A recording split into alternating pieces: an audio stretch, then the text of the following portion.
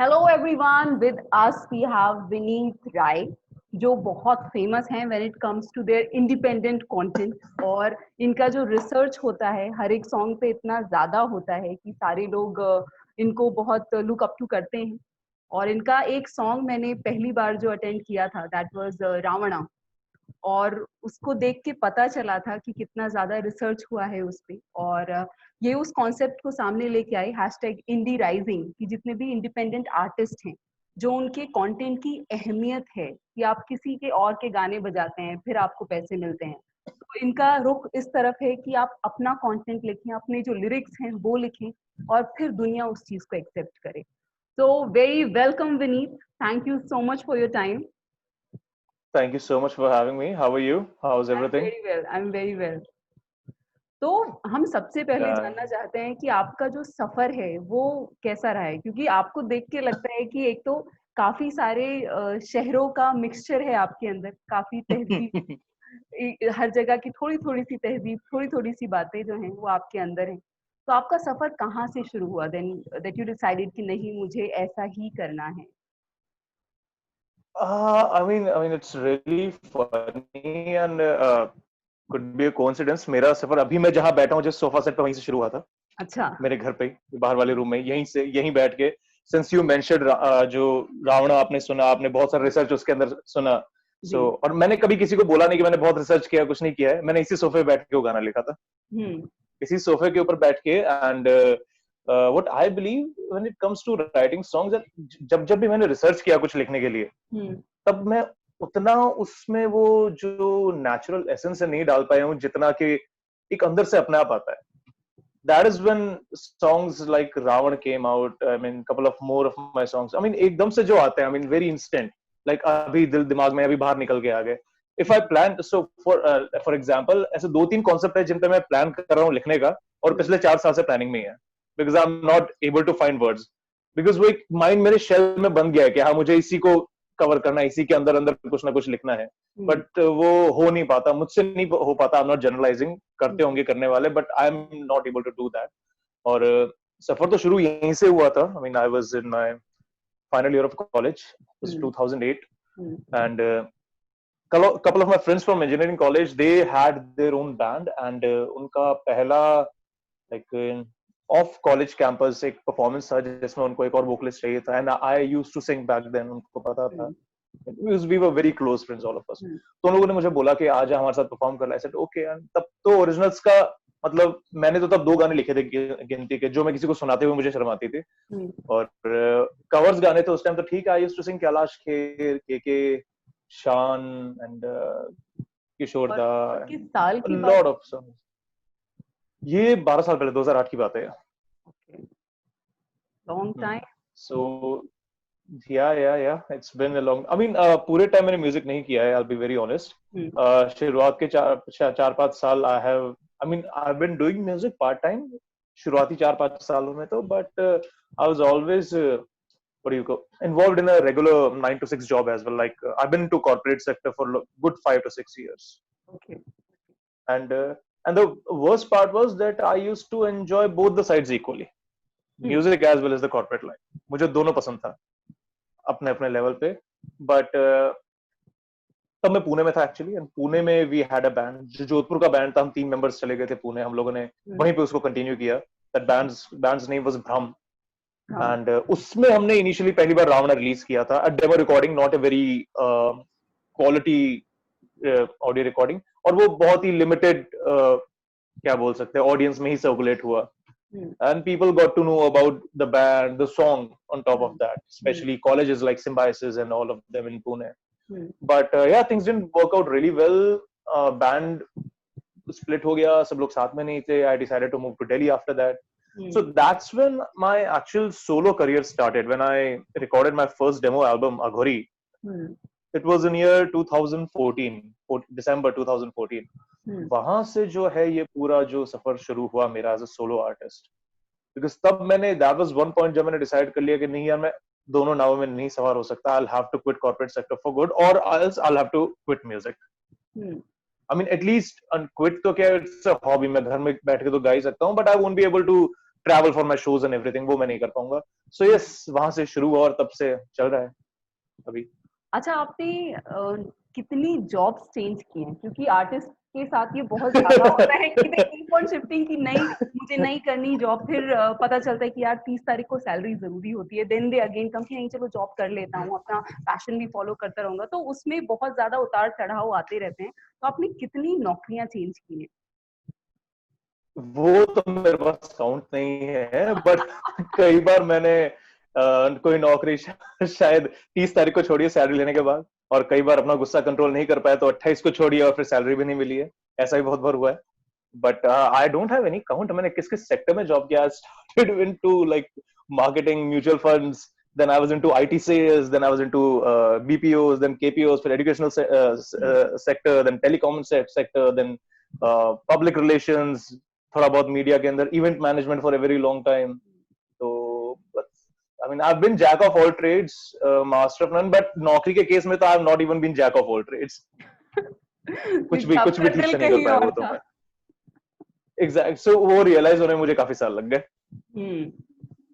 अच्छा, वो कौन सा लम्हा था जब आपको महसूस हुआ कि नहीं यार जॉब नहीं हो पा रही है, मैं अपना सोलो परफॉर्मेंसेस के बूते पर भी मैं आगे जा सकता हूँ? Which was that moment and the year? Actually ये सारी बातें दिमाग में आनी तो शुरू तभी से हो गई थी जब मैं पुणे के अंदर था. आई थिंक इनफैक्ट पूरे ही टाइम था ये, तो हमेशा यही लगता था जॉब करते हुए ठीक है एक दिन music will work out really well and then we won't have to work and all that stuff. But I think ideally when I move to Delhi, Delhi में मैंने एक दो जॉब्स की थी, दो तीन जॉब्स की थी 2 महीने के अंदर अंदर.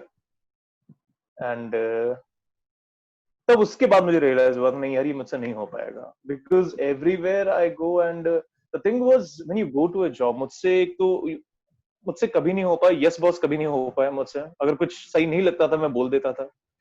एंड और मैं अकेला ऐसा नहीं, मेरे जैसे बहुत लोग हैं. I am sure you must also have done it some time और द अदर. हाँ, सो हम लोगों में बीमारी बहुत पहले से है. तो नहीं हुआ तो बस डिसाइड कर लिया कि यार अब जो काम आता है उस पर ध्यान लगाओ, उसको अच्छे से करो.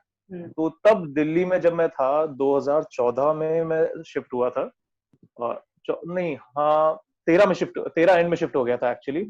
और 14 में मैंने वहीं पे I started socialising with a lot of musicians Facebook के थ्रू एंड एवरीवेयर. जैसे कंपनी में जॉब करता था उसमें एक गिटारिस्ट मिल गया जो बहुत अच्छा फ्रेंड है मेरा, उसके थ्रू. और बहुत लोग हम लोग जैम करने लगे, एक दो शोज भी किए. So you know just to get to know what Delhi circle is, because मैं पुणे से बाहर 4 साल बाद निकला था. पहली बार जब घर से निकला सीधे पुणे, 4 साढ़े 4 साल वहां पे, उसके बाद सीधा दिल्ली. अच्छा. तो वो जो एक ट्रांजिशन था वो समहाउ लोग नहीं हैंडल कर पाते, but I handled it pretty well. I don't know why I handled it pretty well, because normally मैंने सुना है लोगों को दिल्ली शिफ्ट होते कि यार नहीं एडजस्ट हो पा रहे, 6 महीने हो गए. नहीं, मैं I was fine, it was fine for me. पर दिल्ली में एडजस्ट हो ही जाते हैं लोग. हाँ, एक पॉइंट पे होने के बाद फिर कोई वापस नहीं जाता. या दैट इज ट्रू. जब हम बात करते हैं बहुत ही एक्सट्रीम स्ट्रगल जो आता है एक मौका हर एक आर्टिस्ट की जिंदगी में, कई कई बार ऐसा होता है कि फाइनेंशियली आप बहुत ज्यादा अच्छे नहीं होते हैं, कई बार बहुत ही बेसिक नीड्स भी जो हैं वो पूरी नहीं हो पाती हैं. तो उस वक्त ऐसा क्या था कि किसी चीज ने आपको बांधे रखा एंड आपने ये चीज नहीं छोड़ी कि नहीं अब मैं इधर आ गया हूँ जहाँ पर पैशन की तरफ मेरी जो है मजबूती इतनी ज्यादा है कि ठीक है यार जो भी होगा ना यार देख लिया जाएगा. तो वो एक्सट्रीम स्ट्रगल के जो पॉइंट्स थे वो कौन से लम्हे थे? एक्चुअली इतने साल में जो मैंने देखा, I think there are 3 basic phases where an artist thinks or imagines that he or she is broke. 3. एक में जब उनके रेंट में पैसे कम पड़ जाते हैं, दूसरे में जब उनका रेंट दे दिया अब लगता है महीना कैसे निकलेगा, तीसरे में हमारे पास कुछ नहीं. So मैंने वो तीनों फेजेस देखे. And I think it was 2012 की बात है, कोई तब इवेंट कराने चले थे, हमने इवेंट कराया था एक very famous very good artist, उनका इवेंट हमने कराया था. And sponsors backed out at the last moment. तो तब रहने को घर नहीं, सोने को बिस्तर नहीं, कुछ नहीं. तो that was there were few days that I spent on Pune railway station, because उतने पैसे में जुगाड़ लेता था कि प्लेटफॉर्म टिकट मिल जाए मुझे. अच्छा. And that is when I got into a fresh job after that. And मैं टिका हुआ रहा उस पे, बिकॉज मुझे पता, तब मुझे जाके पता चला था कि यार that money is useful. May be it's nothing, it does not hold any value, but it is useful. When you need to eat, when you need to sleep under a roof, it is useful.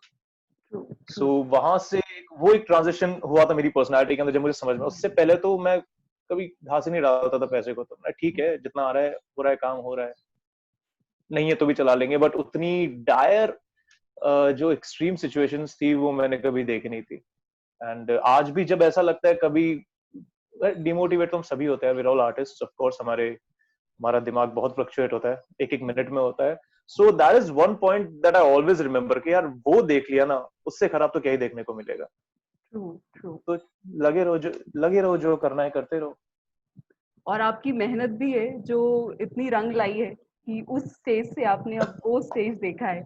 मुझे याद है जब last year मैंने आपका concert attend किया था, तो आपके आने से पहले सिर्फ शोर ही शोर था पूरे ओपन एम्पी थिएटर में कि लोगों को इतना ज्यादा क्रेज है आपके सॉन्ग का.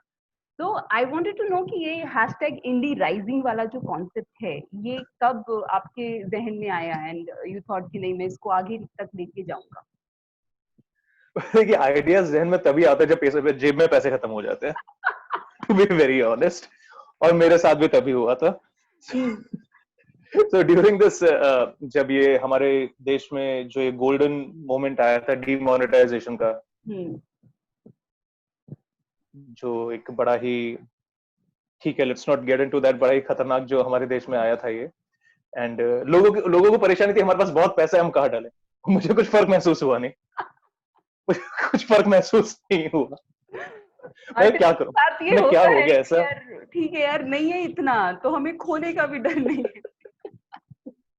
मैं बड़ा खुश था उस टाइम. मैंने ठीक है, अब लोगों को मेरी तकलीफ समझ में आएगी. बट हाँ, बट फ्रॉम डिफरेंट पर्सपेक्टिव, तब गिग्स मिलना बंद हो गए थे, शोज होना ऑलमोस्ट बंद तो नहीं, एक पर बहुत गजब पॉज लग गया था उस पे. और मैं बहुत फ्रस्ट्रेट हो रहा था दिल्ली में अकेले बैठे बैठे. I used to live in Amar colony back then.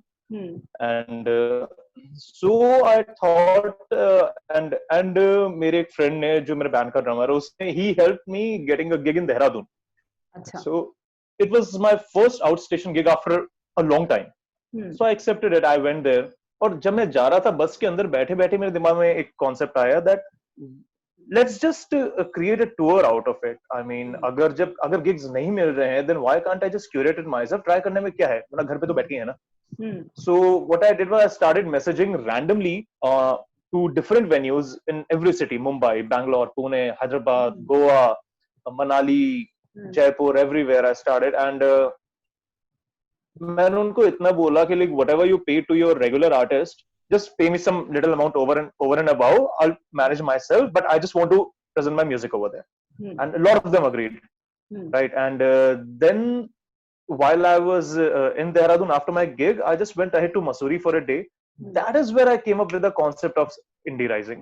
When I was on Dhanolti, I was just playing guitar. दूर से कुछ बच्चे देख के मुझे आ गए, उन्होंने मेरा वीडियो लिया, which by the way उस वीडियो को मैंने अभी फीचर किया, जो मेरा अगला वीडियो रिलीज होने वाला है मेरे गाने का हिमालय, उसके अंदर उसकी क्लिप्स भी हैं. अच्छा. So that was a really memorable day for me. And I met a lot of random people, and that was the first time in my life that it happened randomly. वहां से मैं मसूरी से गया लैंडोर. वहां I just spoke to this guy at one cafe. He said, "Okay, I'll arrange everything for you. Come and perform." And I said, "When things can happen this way, then why not to?" So that is when, while I was going back, this term indie rising came into my head. So उसके बाद मैं दिल्ली आया, and by the time I reached Delhi में सुबह उठ के मैंने अपने लैपटॉप खोल के देखा, उसमें जो मैसेंजर में देखा, मेरे पास में इतने रिस्पॉन्सेज आए हुए हैं, Mumbai, Pune, Bangalore, Hyderabad, Goa. And after that I didn't have to look back in. So बस ठीक है, लिमिटेड पैसे लेके मैं निकल गया हर जगह, हर शहर में दोस्तों के घर पे सो जाता. And I was traveling very cheap. I took sleeper class trains to all the places. And of course, I don't have any shame in that. I did that because those were desperate times, and I'm thankful that those desperate times came into my life, because वहीं से मैंने उठना शुरू किया, वहीं से. Because उससे पहले ये होता था, एक गिग कर लिया, फिर 3 महीने बैठे रहो, 3 महीने बाद कोई गिग मिलता था. Because सोशल लाइफ उतनी स्ट्रांग नहीं थी. सोशल लाइफ स्ट्रांग नहीं हो जब जेब में पैसे नहीं हो, कैसे सोशल लाइफ स्ट्रांग होगी आपकी? B, you're not very well connected with the entire circuit since you are new to the city. Even if it's just been 1 year, you're still new to the city, you're new to the circuit. Not everybody is ready to gamble upon you, because music scene है वैसा. I mean if it is not favouritism, मैं ना इसको promote करूंगा ना इसको मैं advocate करूंगा. If someone wants to call me, he will call me, he will not call anybody else. If someone wants to call some other artist, they will call them, they won't call me. So call it favoritism, call it anything, but this thing happens. And I think this is basically just a trust issue. Because for example, एक client को भरोसा हो गया कि हाँ यार, this artist can come and he can manage because he's done it before in the past. If I'm calling a new artist, then probably I'll have to go through that same chain again. I'll have to take a risk.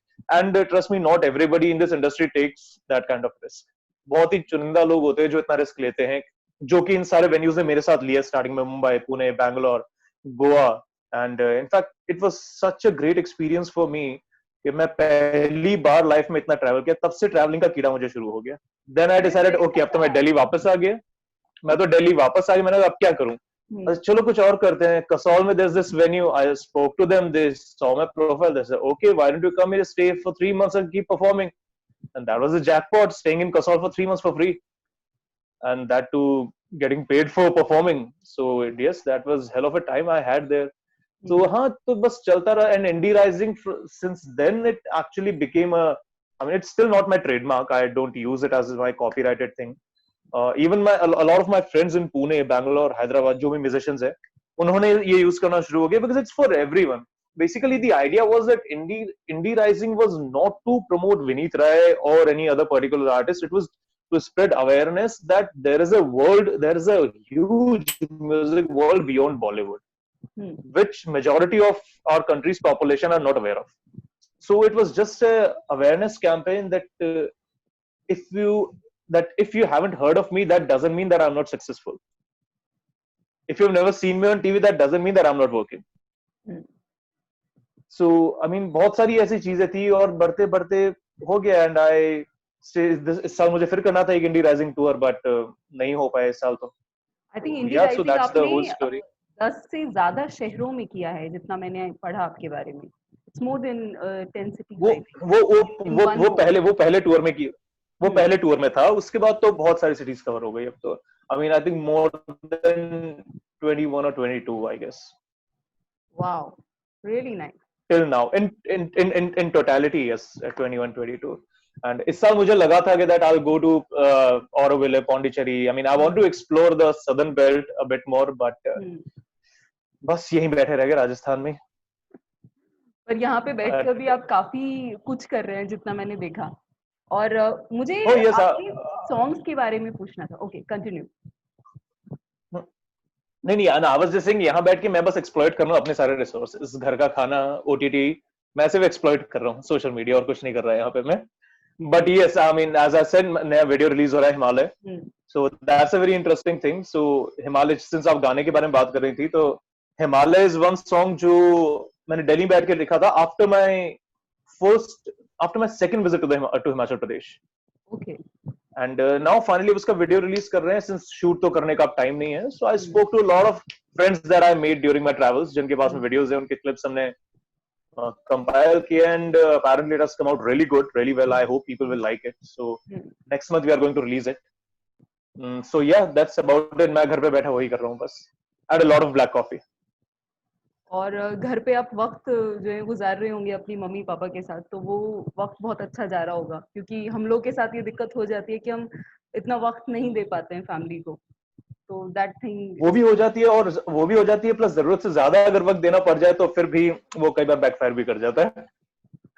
दोनों चीजें. अच्छा, आपके जो तो बहुत संभल के रहना पड़ता है. Very true. अच्छा, आपके जो सॉन्ग्स हैं, जैसे रावणा हो गया या फिर सिकंदर हो गया, तो उसकी जब आप लिरिक्स सुनते हैं और जिस तरीके से उसको शूट किया गया है, जिस तरीके से गाया गया है, तो उस गाने के पीछे की कहानी क्या है कि कैसे सिकंदर कैसे लिखा था? क्या उस वक्त थॉट आया था कि नहीं, मुझे सिकंदर पे एक गाना लिखना है, फिर ऐसे तरीके से शूट करना है? Because it's a very different song जो भी इंसान सुनता है उसे. जो आई थिंक स्टार्टिंग में मैं ये बोलना चाह रहा था कि गाने जो है, जैसे मैंने बताया, यहीं से सफर शुरू किया. और कभी भी कोई प्री सेट गाइडलाइन मैं नहीं रख पाता अपने गानों के लिए. कोई भी गाना चाहे मैं लिखूं, I cannot set a ground rule for that, because if I do that then I always fall short of words. For example Sikandar Sikandar किस मैंने साल में लिखा लिखा था, था? सिकंदर 2015 में लिखा, तभी रिलीज किया था 2015 के अंदर ही। और हाँ, तो सिकंदर तो मेरे दिमाग में कॉन्सेप्ट एकदम से ही आया था, और हम्म, लिरिक्स भी आने से पहले मुझे उसका जो गिटार रिफ है वो दिमाग में चल गया था। अच्छा। मतलब तब गिटारिस्ट मैं आज भी नहीं हूँ, मैं I mean hmm, I am just singer song writer, basic guitar hmm, तो प्ले कर लेते हैं, बट हम्म, वो गिटार जो है रिदम वो मेरे दिमाग में चली थी, हम्म, और उसके बेसिस पे फिर मैंने गाना लिखा, और जब लिरिक्स लिखता गया तो फिर लिखता ही गया। मैंने एक्चुअली 4 वर्सेस लिखे थे इसके लिए, हम्म, बट वो गाना बहुत लंबा हो रहा था, that is why I had to restrict it in just 3 stanzas. Okay. And the mindset was तब तो, I mean, I think why Sikandar's lyrics came out to be pretty well is because that was more or less like a fresh start for me in music. Because मैं एक बहुत लंबे break पे चला गया था, हम्म, बहुत टाइम से कुछ किया नहीं था, मैं कुछ टाइम घर पे भी था। आफ्टर मैं फर्स्ट एल्बम कर दिया, उसके बाद छोटा सा टूर किया, उसके बाद I mean that wasn't a very good year for me, hmm, and break हुआ लंबा। बट उसके बाद जब स्टार्ट हुआ एक बूस्ट मिला, so I mean so I think that ball of energy that I had that time, hmm, yes, it's a fresh start, I have to give my 100%. So I think वो energy मेरे अंदर तब थी जब पहले रावण लिखा था, हम्म, और जब मैंने सिकंदर लिखा है। और उसके बाद वो एनर्जी मैंने खुद अपने अंदर तब फील की जब मैंने अभी एक और नया गाना है मैंने लिखा है, भभम। अब हम। वो भभम, yeah, so it's okay. inspired from a story from a book written by Mr. Shail Gulati, तो उसके एक चैप्टर के ऊपर बेस्ड है। तो हाँ, सो वो एनर्जी मुझे खुद के अंदर बहुत कम बार ही फील होती है, हर बार नहीं होती, हर गाना लिखते हुए नहीं होती है, और हो भी नहीं सकती। हो जाए true, then true. Of course अच्छी बात है। तो सिकंदर की तो वो स्टोरी थी, इट वाज जस्ट सिंस मेरा, आई mean I was really, my cup was not half empty, it was entirely empty that time, so which is why I was able to fill through it, the whole thing. I think that's why lyrics came out to be pretty well. Yeah. या और अगर हम बिल्कुल last में अभी हम पूछना चाहते हैं कि जैसे जिन लोगों को आपकी तरह लिखना है या फिर गाने बनाने हैं या फिर एक वो प्रोसीजर जो है वो अपनाना है, तो what is your message to the people who want to go for this independent artist? See, I mean, I won't say that anybody should target being an independent artist to be an artist, and I don't mind if you get an opportunity to in mainstream cinema or anywhere. I mean, that is entirely fine. But the only thing is, you need to have your own flavor. You need to create your own feel. You cannot just be so repetitive. And since we see there are a lot of different renditions coming of old songs and 90s के गाने, 80s के गाने, तरह तरह के renditions आ रहे हैं, and people do it. I don't blame them. Everybody's making money. If they're happy, it's fine. I mean, if that makes them happy, it's fine. If I do something like that, I won't be happy. I'll probably make money, but that won't get me happiness. So I think independent artists, so that's a choice. That's a choice which now I have made, that yes, I'll be independent. Even if I get to sing in Bollywood, I'll sing it on my terms. That okay, मुझे करना है, project मेरा है, आप मुझे दे दो, I don't mind singing, but let me do the whole thing, only then I'll be able to justify it. Otherwise, I probably won't be able to. So just develop your own flavor. That's what I would like to say. I mean, do covers, it's okay. That is just going to polish your skills on instrument, on singing. But music is, I believe, I mean, since I'm not a trained musician, but still a lot of good musicians, they have told me, who were apparently trained, that it's just 30% of your training that matters. 70% is how you feel about your music. Same How much as when we fire say you about the have. workout. Yeah. Yeah, it's more or less the same. It's more or less the same. So yes, just I mean, and the second thing is, do not expect quick results. You will fail. You will write miserable songs in the beginning. Trust me. If you've just started writing, and I mean, people. I mean, a lot of my friends, they all know that I started writing since my college when I started singing, which is not true actually. And I started writing when I was in like third or fourth grade, when I used to live in Jaisalmer. At the back of my notebook, a lot of songs. I used to write almost a new song every day. When वो होता है ना उस time में, at that age आपके पास में बहुत words होते हैं, and since I used to read a lot of Hindi comics, अच्छा। right? So हाँ, तो मेरी हिंदी वोकैबुलरी तब भी अच्छी थी, आज भी बहुत अच्छी है, और मैं आज भी डिफरेंशिएट कर पाता हूँ कि कौन सा शब्द हिंदी है, कौन सा उर्दू है, जो नॉर्मली लोग नहीं कर पाते। तो तब से शुरू किया था. I wrote a lot of songs, really horrible ones. I don't want to remember any of them. Really honest of you. Really horrible. So when I was what, 12, 13 years old, Hmm. and I wanted to write really mature songs like Sonu Nigam or जो भी artist हैं, तो lucky Ali, उस तरह के गाने में तब लिखने की कोशिश करता था. और तब मुझे बड़े अच्छे लगते थे जब लिखता था. And I never shared it with anyone. Nobody knows that I used to write back then. किसी को भी नहीं पता. This is probably the first time when, I mean, people will get to know that I used to write back then. Nobody knows it yet. Yeah. So ये मैं I was thinking that I'll take the secret to my grave, but looking at the current scenario जो दुनिया में चल रहा है, so I just want to let everything out that okay, सबको सब पता होना चाहिए. So that's not true, but yes, I mean that is when I started. So that was the inspiration from the beginning, since the beginning. That so तब ये नहीं था कि मुझे musician बनना है, मुझे singer बनना है. Always wanted to become an actor. Always my aspirations were to become an actor. Still are, which is why I always feature in my own videos. Good. So I'm that self-obsessed. Yeah, so I'm that self-obsessed. Yeah. So yeah, but singing just kind of happened. I started singing when I was in 12th standard. उसके पहले मैंने कभी गाया ही नहीं था. तब से गाना शुरू किया था, and whatever I sing today, I'm still not a very polished vocalist, but I'm confident in singing the songs that I write myself. Which is why probably I promote this thing a bit more, because which is a fact basically. अगर आपने खुद ने गाना लिखा है, you'll be way more comfortable in singing it rather than singing any other song. Even if you're a trained classical singer, if you're a trained Carnatic singer, or if you're a Sufi singer, till the time you don't own the words, I don't think you can do 100% justice, because it will always be compared with the person who has originally sung it. Very true. And that's inevitable. That is going to happen. If you keep telling people that please don't compare, these are two different voices, people are going to compare. That is what audience is all about. Even I would do that. I mean, on an odd day, if I'm just sipping a beer with my friend in some pub and some guy is just singing a song which is actually not going with his voice, I mean, मैं बोल दूंगा कि यार ये बहुत distinguished है, और I mean, I'll simply reject all the theory of him being a different person and singing it in his own style. Even after being a musician myself, I will do it. Okay. So you cannot blame the general audience for that. Right, so which is why writing original content, owning your content, owning your words, it's very important. Thank you. Such amazing conversation, and I must say a very, very honest conversation. बहुत अच्छा लगा आपने वक्त दिया है. Thanks to you. मुझे कुछ करने को मिला. Yeah. And we wish you all the very best. Thank you. Thank you so much. Thank you. Take care. Bye. Take care. Bye-bye.